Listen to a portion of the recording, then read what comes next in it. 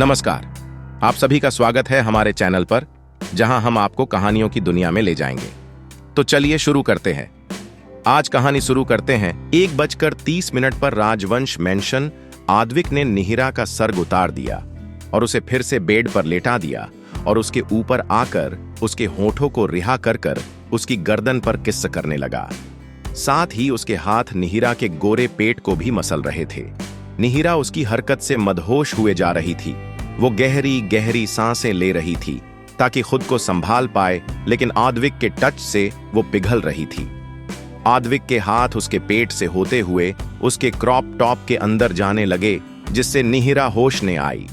उसने आद्विक जा हाथ पकड़ लिया और गहरी सांसें लेते हुए बोली, मिस्टर बॉयफ्रेंड प्लीज नहीं ना। आद्विक ये सुनकर उसे घूर कर देखता है और उसके दोनों हाथों को पकड़कर बेड पर लगा देता है और सर्द आवाज में बोलता है, ये तुम्हारी पनिशमेंट है। निहिरा ये सुनकर बोलती है, हमने अभी तो आपसे सॉरी बोला ना, फिर किस बात की पनिशमेंट। आद्विक ये सुनकर सर्द नजरों से देखते हुए बोला, याद करो बेबी गर्ल, आज तुम्हें किसी लड़के ने बाहों में थामा था। हाँ, उसे याद है। जब वो जा रहा था तब उसने देखा था कि निहिरा को किसी लड़के ने बाहों में लिया हुआ था, जिसे देखकर उसका खून खोल उठा था। उसके बाद वो उससे हंस हंस कर बातें भी कर रही थी। वो गुस्से से उसकी तरफ बढ़ता, तभी आकाश उसे वहां से जबरदस्ती लेकर चला गया था। क्योंकि वो कॉलेज में था और वो कोई तमाशा नहीं चाहता था, इसलिए वो वहां से चला गया। फिर पूरे दिन निहिरा को कॉल और मैसेज किए थे, लेकिन उसने कोई रिप्लाई नहीं किया था। उसे बार बार उस लड़के से बात करना याद आ रहा था। वो इस बात से ज्यादा गुस्सा था। निहिरा उसकी बात सुनकर उसके इरादों से अनजान बोली, अरे हाँ, वो तो नैतिक था ना। हमारा क्लासमेट, वो क्या हुआ ना, हम जा रहे थे और पैर स्लिप हो गया तो हम गिर रहे थे, लेकिन उसने बचा लिया और फिर हम थैंक यू वगैरह बोल रहे थे। आद्विक ये सुनकर सर्द आवाज में बोला, उसने तुम्हें छुआ था ना। निहिरा उसे देखकर कंफ्यूजन से बोलती है, हाँ, अगर वो नहीं छूता तो हम गिर जाते। आगे बोल ही ना पाई थी वो, क्योंकि आद्विक ने ये सुनकर उसकी गर्दन पर कसकर बाइट कर लिया था। निहिरा उसे देखकर बोली, काटा क्यों। आद्विक ये सुनकर सर्द मगर सनकी अंदाज में उसे घूरते हुए बोला, बेबी गर्ल, तुम्हारी हिम्मत कैसे हुई उसे खुद को छूने देने की। निहिरा आद्विक के ऐसे बर्ताव और बातों से हैरान थी। वो बोली, आप इतना ज्यादा रिएक्ट क्यों कर रहे हो। उसे समझ नहीं आ रहा था, उसे तो बस गिरने से बचाया गया था। आद्विक ये सुनकर गुस्से से घूरते हुए बोला, क्यों उसका छूना पसंद आ रहा था। वो उसे किसी के भी साथ बर्दाश्त नहीं कर सकता था। निहिरा ये सुनकर बोली, मिस्टर बॉयफ्रेंड आपको क्या हो गया है। आद्विक उसके सवाल को इग्नोर कर देता है और गुस्से से बोलता है, कहां कहां टच किया था उसने। वो उसके शरीर पर अपने हाथ बड़े सनकी मगर जुनूनी अंदाज में फिराने लगा था, ताकि उस शख्स की जो छूहन है वो हट जाए। निहिरा को समझ नहीं आ रहा था कि आखिर आद्विक इतनी छोटी बात पर ऐसे क्यों बर्ताव कर रहा है। वो बोली, मिस्टर बॉयफ्रेंड प्लीज ऐसा मत कीजिए, आई एम हर्टिंग। उसकी आंखों में अब नमी उतर आई थी। वो उसके शरीर पर तेजी से हाथ चला रहा था, जिससे उसे दर्द हो रहा था। ऊपर से उसका ऐसा बर्ताव से उसे डर भी लग रहा था। आद्विक ये सुनकर रुक गया और निहिरा की तरफ देखा, जिसकी आंखें नम थीं। उसे ये बिल्कुल भी पसंद नहीं आया था, लेकिन उसे निहिरा पर किसी भी लड़के की जरा सी भी छूहन उसे बिल्कुल बर्दाश्त नहीं थी। आद्विक ने गुस्से से बेड पर जोर का मुक्का मार दिया, जिससे निहिरा ने डर से आंखें बंद कर ली। वही आद्विक ने उसे खुद से डरते देखकर अपनी आंखें गुस्से से बंद कर ली थी। उसने थोड़ी देर बाद आंखें खोली तो उसकी नजर सीधी निहिरा की नम आंखों पर गई, जो डरते हुए उसे ही देख रही थी। आद्विक ने उसके गाल पर हाथ रखने के लिए आगे बढ़ाया, लेकिन निहिरा को लगा वो उसे मारना चाहता है। उसने झट से डर से आंखें बंद कर ली। ये देखकर आद्विक उसके ऊपर से उठकर बेड पर बैठ गया। वहीं निहिरा को जब उसका एहसास नहीं हुआ, उसने आंखें खोलकर उसे देखा। उसी वक्त आद्विक ने भी उसे देखा और खड़े होकर गोद में उठा लिया। वहीं निहिरा हड़बड़ा गई। उसने गिरने के डर से अपने हाथ उसकी गर्दन पर लपेट लिए। आद्विक उसे लेकर बाथरूम के अंदर चला गया। वही निहिरा को समझ नहीं आ रहा कि आखिर आद्विक को हो क्या गया है। आद्विक निहिरा को ले जाकर सावर के नीचे खड़ा हो जाता है और सावर ऑन कर देता है, जिससे निहिरा ठंडा पानी पड़ने से एक बारी कांप जाती है। आद्विक उसे नीचे खड़ा कर देता है और उसके होठों को अपने होठों में कैद कर लेता है और अपने हाथ निहिरा के शरीर पर फेरने लगता है। वही निहिरा को आद्विक के ऐसे करने से डर लग रहा था। उसे नहीं पता था कि आद्विक उसके लिए इतना पॉसेसिव हो जाएगा। आद्विक निहिरा को खुद को देखते देखकर उसकी कमर में हाथ डालकर खुद से चिपका लेता है और अपना चेहरा नीचे कर उसके होठों पर अपने होठ रख देता है और चूमने लगता है। वही निहिरा भी ऐसे ही मूर्ति बनकर खड़ी थी, जिसे देखकर आद्विक ने उसके होठों पर बाइट कर लिया, जिससे वो होश में आई और उसका साथ देने लगी। वो उसके बाइट करने का मतलब समझती थी। आद्विक ने उसे किस करते हुए लिफ्ट कर लिया, जिससे निहिरा ने अपने पैर उसकी कमर पर लपेट लिए। वहीं आद्विक ने उसे कमर से होल्ड कर लिया और अपने हाथ उसकी बॉडी पर फिराने लगा ताकि यस लड़के की छूहन हटा सके। वहीं निहिरा को उसकी हरकत से हल्का हल्का दर्द हो रहा था। उसे ये बोलने का तक मौका आद्विक नहीं दे रहा था। निहिरा को आज आद्विक से डर लग रहा था। उसे ऐसा लग रहा था कि जैसे वो इस आद्विक को तो जानती ही नहीं है। उसने कितना सुना था कि आद्विक एक हार्टलेस है, लेकिन कभी उसे नहीं लगा था क्योंकि आद्विक उसके लिए अलग था। लेकिन आज एक लड़के के छूने से ही आद्विक इस कदर गुस्सा हो गया। उसे कहां पता था कि वो उसके लिए इतना पॉसेसिव है। आद्विक ने किस्सा करते हुए निहिरा के कपड़े रिमूव कर दिया थे। वही निहिरा अब आद्विक के सामने नेक्ड खड़ी थी। उसे बहुत शर्म आ रही थी, लेकिन आद्विक एकटक शिद्दत से उसके खूबसूरत बदन को देख रहा था। निहिरा ने खुद को छुपाना चाहा, लेकिन ऐसा कर ना सकी। वही वो आद्विक की गिरफ्त में आ गई थी और आद्विक के हाथ उसकी कमर को मसलने लगे। वही निहिरा को उसकी इस हरकत से दर्द हो रहा था। उसे कहीं भी आद्विक के हाथों में नरमी नहीं दिख रही थी, बल्कि वो बहुत रफली उसकी बॉडी को साफ कर रहा था। आधे घंटे बाद बाथरूम का गेट खुला और आद्विक निहिरा को गोद में उठाकर बाहर लाया। इस वक्त आद्विक ने अपनी कमर पर टॉवल और निहिरा की बॉडी पर टॉवल लपेट रखा था। वहीं आद्विक अब शांत दिख रहा था और निहिरा वो तो पहले से ही शांत थी। आद्विक निहिरा को लेकर उसके ड्रेसिंग मिरर के सामने आ गया और वहां रखी हेयर ड्रायर मशीन से उसके बाल सुखाने लगा। निहिरा मिरर से एकटक उसे ही देख रही थी कि ये बंदा थोड़ी देर पहले उसे दर्द दे रहा था और अब उसकी केयर कर रहा है। क्या वो उस बंदे को कभी समझ पाएगी या नहीं? उसे अब लग रहा था कि उसने आद्विक की गर्लफ्रेंड बनकर गलती कर दी है, लेकिन आद्विक के डर से ये बात जुबान तक ना आ सकी थी। आद्विक ने निहिरा के बाल सूखा दिए थे। वो निहिरा को देखकर सर्द आवाज में बोला, क्या हुआ बेबी गर्ल? निहिरा होश में आई। उसने आद्विक की तरफ देखकर नामे सर हिला दिया।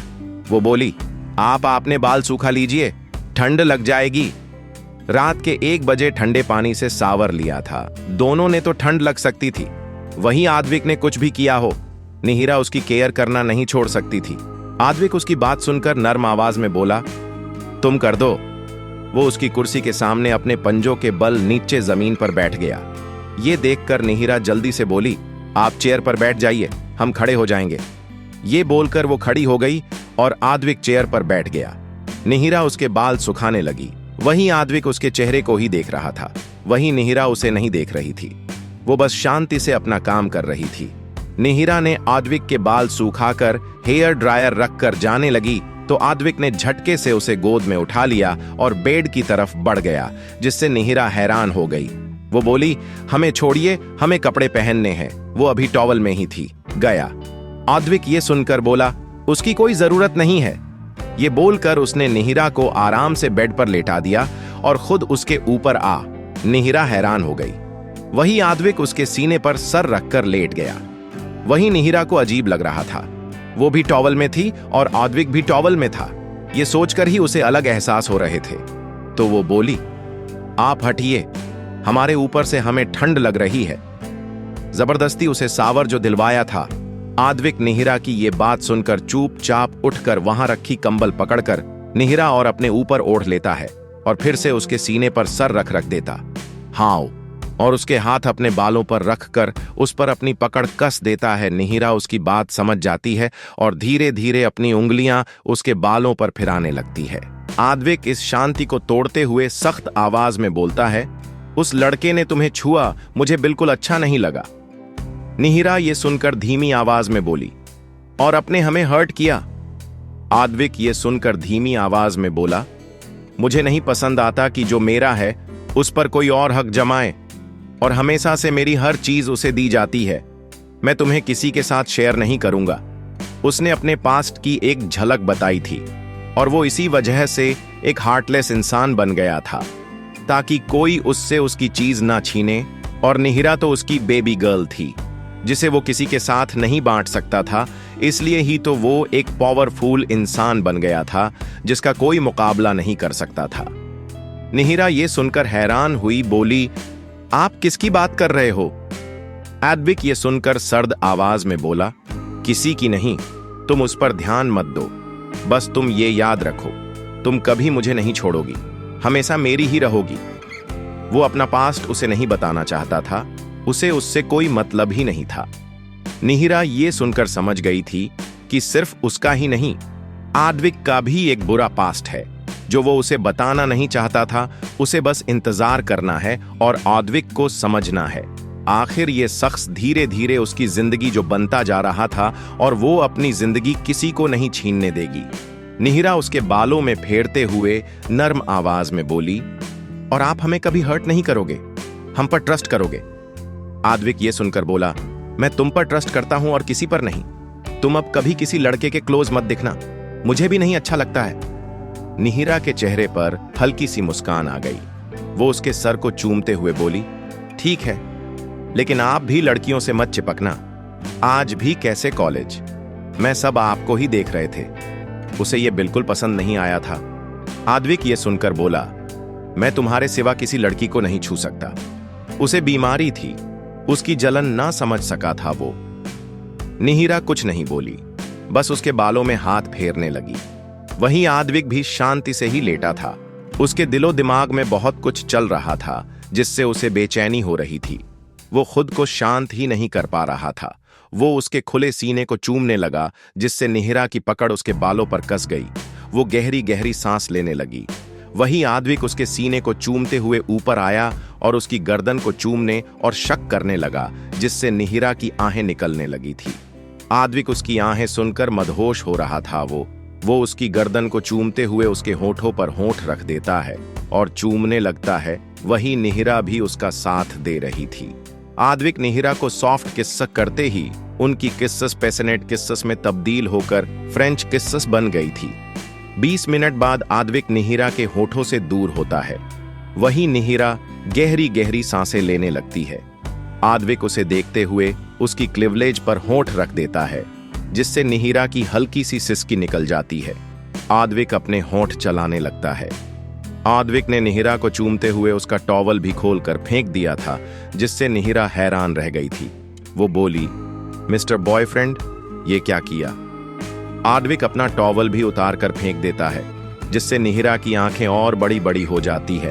उसे आद्विक की पूरी नेक्ड बॉडी अपनी नेक्ड बॉडी पर फील हो रही थी। आद्विक उसे देखकर मधोसी भरी आवाज में बोला, baby girl, I want you right now. आई निहिरा ये सुनकर हकलाते हुए बोली, आप ये क्या बोल रहे हो? उसे समझ नहीं आ रहा था। कल तक जो बंदा खुद को कंट्रोल कर लेता था, आज उसे हो क्या गया है? आद्विक ये सुनकर उसके गालों पर होंठ चलाते हुए बोला, आई want you completely, I can't control my self any more. ये बोलकर उसने उसके होंठों पर होंठ रख दिए और डिप किस करने लगा। निहिरा उसकी बातें सुनकर एक बार फिर से हैरान रह गई थी। लेकिन वो भी थी एक लड़की ही, जिसकी भी कुछ इच्छा थी, और अभी जो उसकी एज थी, उसके हार्मोन्स कंट्रोल नहीं होते थे, और आद्विक के टच से तो वो हर बार बहक ही जाती थी। और इस बार भी यही हुआ था। निहिरा भी आद्विक का साथ देने लगी थी, जिसे आद्विक को उसकी मंजूरी मिल गई थी। आद्विक निहिरा के होठों को चूमते हुए उसकी गर्दन चूमने लगा। गर्दन को चूमते हुए वो उसके सीने पर आ गया और शक और बाइट करते हुए चूमने लगा। वो उसके सीने को चूमते हुए उसके पेट पर आकर उसकी नाभि को चूमने लगा, जिससे निहिरा गहरी गहरी सांस ले रही थी। आद्विक उसके पेट को चूमते हुए नीचे जाने लगा, जिससे निहिरा खुद में ही सिमटने लगी थी। लेकिन आद्विक ने ऐसा नहीं होने दिया था। आद्विक निहिरा में समा गया, जिससे निहिरा की चीख निकलती उससे पहले ही आद्विक ने अपने होठों से उसके होठों को बंद कर दिया था। दर्द के मारे निहिरा की आंखें नम हो गई थीं, जिसे महसूस कर कर आद्विक उसे सॉफ्ट किस कर कर दूर हुआ। निहिरा ये देखकर धीमी मगर दर्द भरी आवाज में बोली, दर्द हो रहा है, मत करो ना। उससे दर्द बर्दाश्त नहीं हो रहा था। आद्विक ये सुनकर अपना चेहरा निहिरा के चेहरे पर पास लाया और मदहोशी भरी आवाज में बोला, बेबी गर्ल, बस थोड़ा सा दर्द होगा, उसके बाद नहीं होगा। वो खुद को मूव करने लगा, जिससे निहिरा की हल्की हल्की आहें निकलने लगी थी।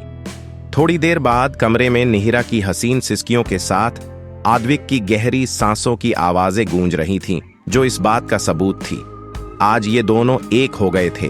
वही आद्विक निहिरा को देखकर पूरी तरह बहक चुका था। उसका खुद पर कोई कंट्रोल नहीं था।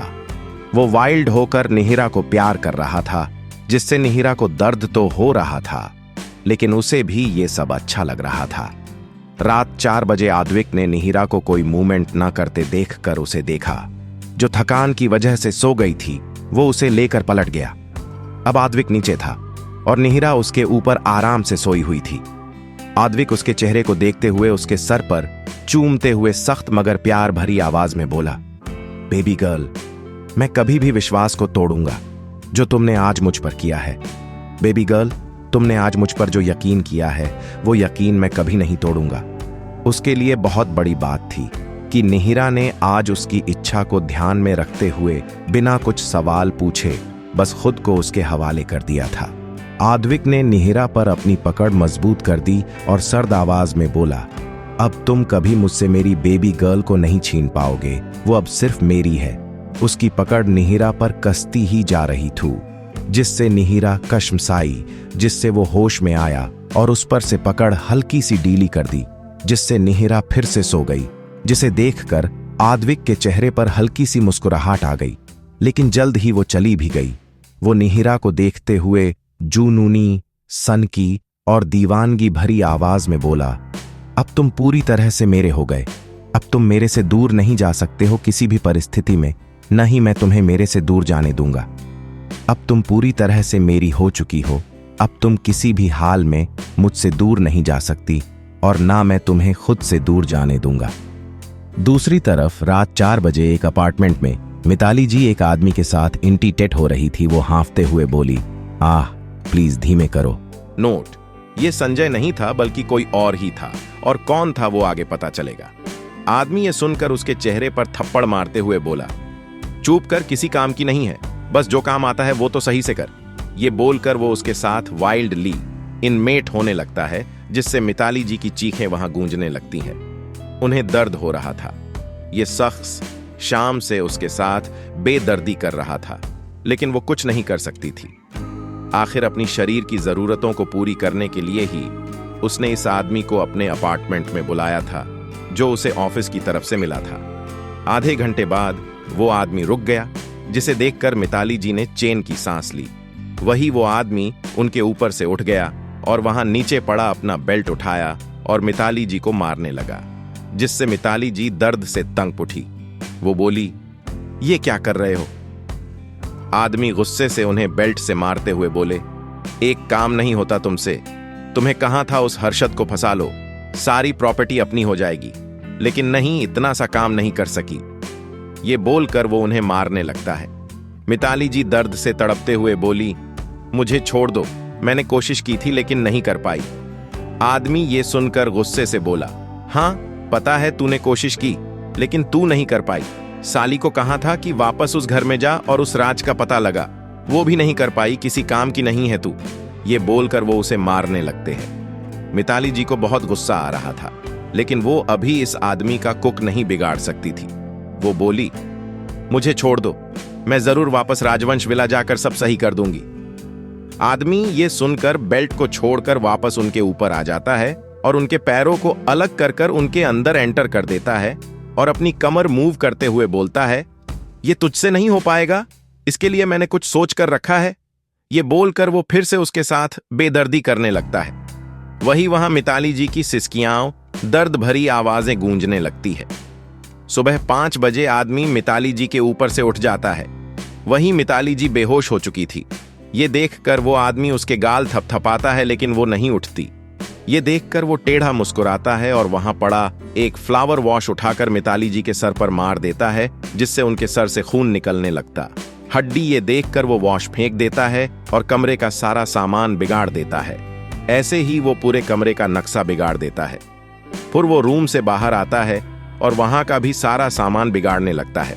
वो पूरा घर तहस नहस कर देता है।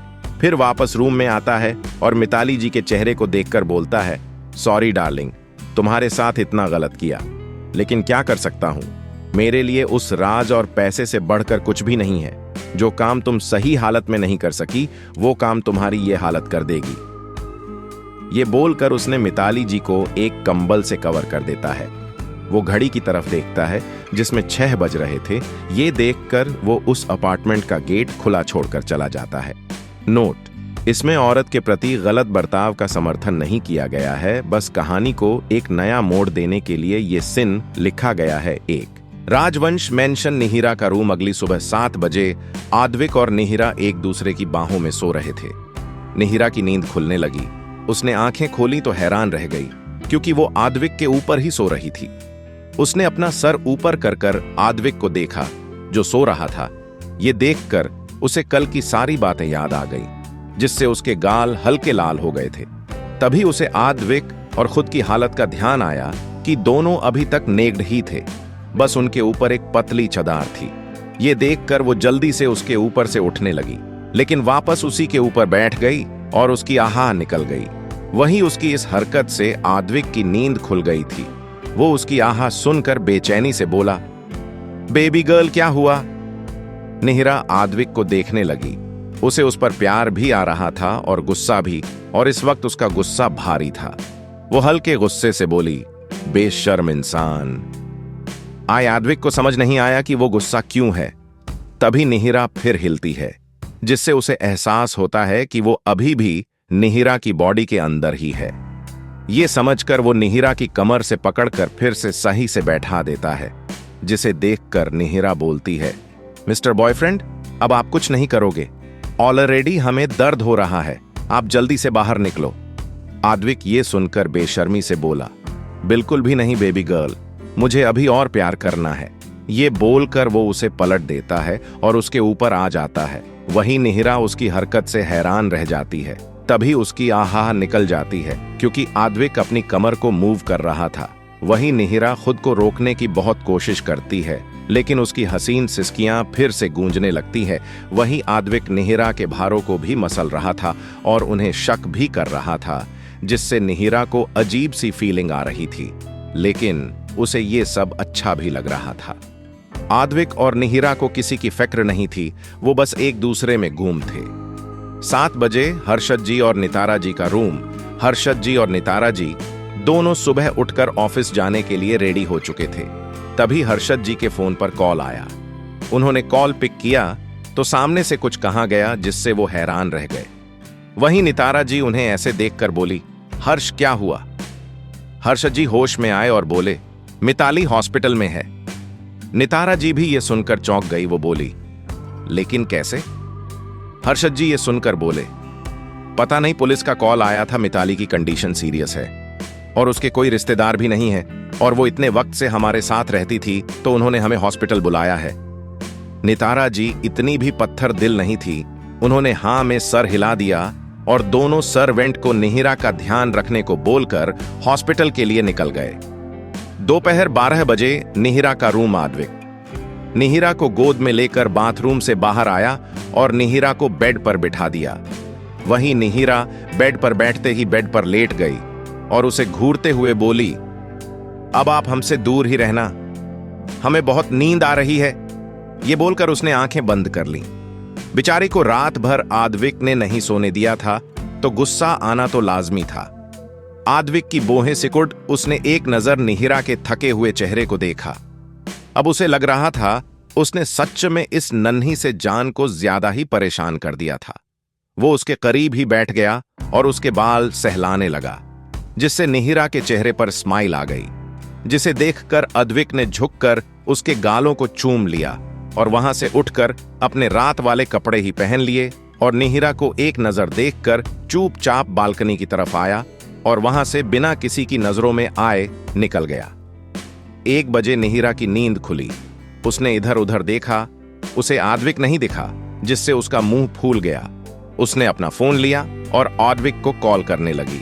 तभी उसे आद्विक का मैसेज दिखा जिसमें लिखा था, बेबी गर्ल, मुझे जरूरी काम से जाना है, मैं रात को मिलता हूं।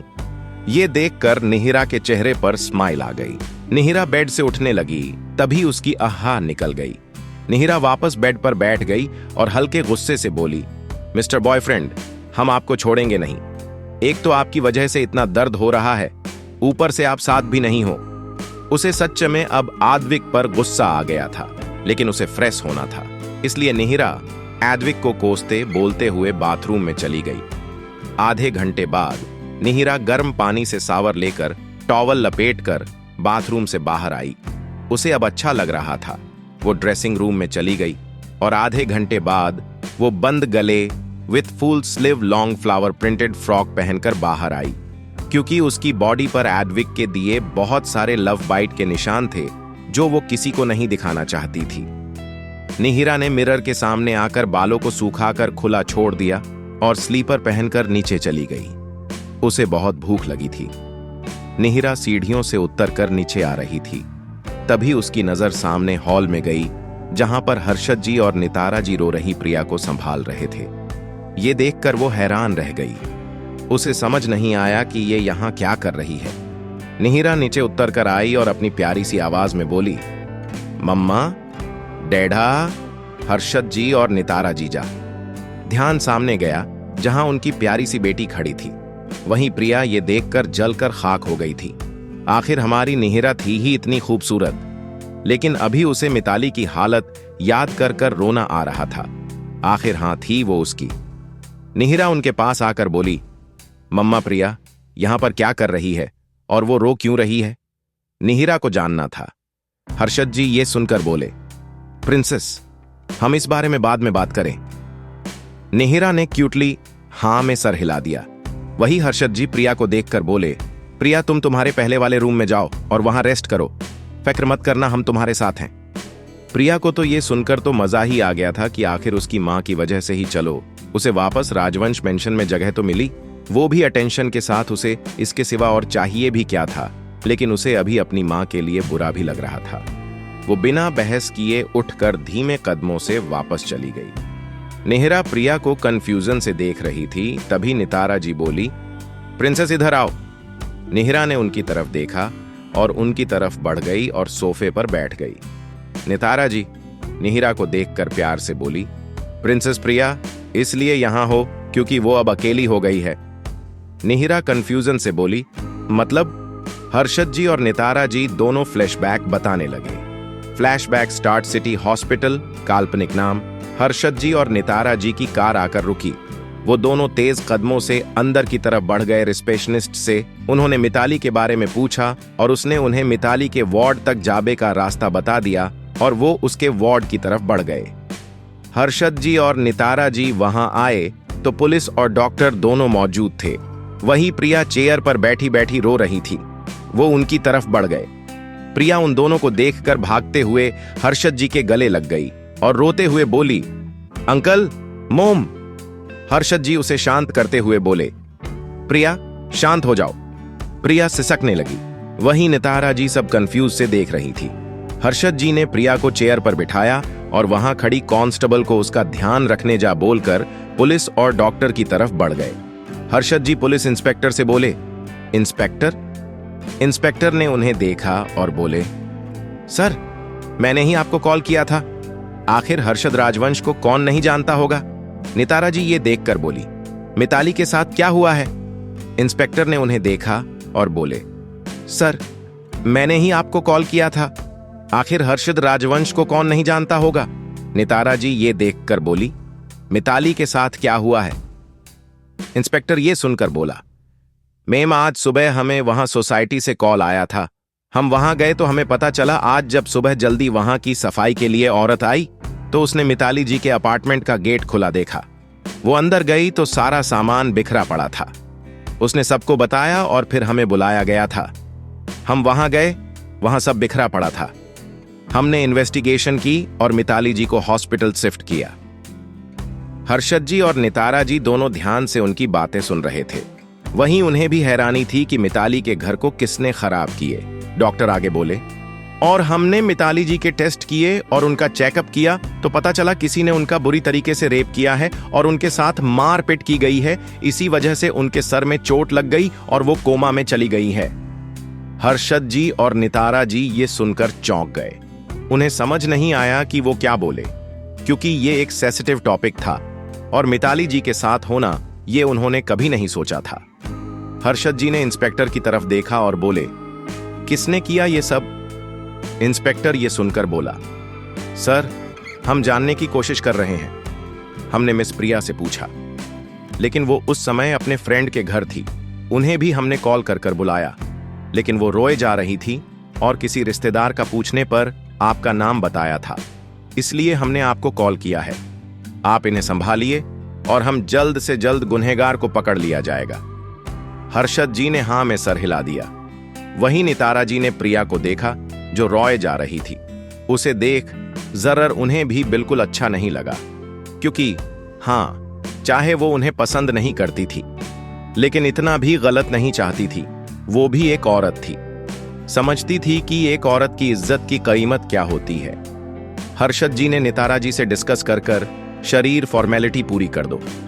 नर्स को 24 घंटे मिताली जी की सेवा में लगाकर प्रिया को लेकर राजवंश विला के लिए निकल गया, क्योंकि वो उसे अभी इस हालत में अकेले नहीं छोड़ना चाहते थे। आशा है आपको यह कहानी पसंद आई होगी। अगर आपको हमारी कहानियां पसंद आती हैं तो कृपया हमारे चैनल को सब्सक्राइब करें और बेल आइकन को दबाएं ताकि आप हमारी नई कहानियों के बारे में जान सकें।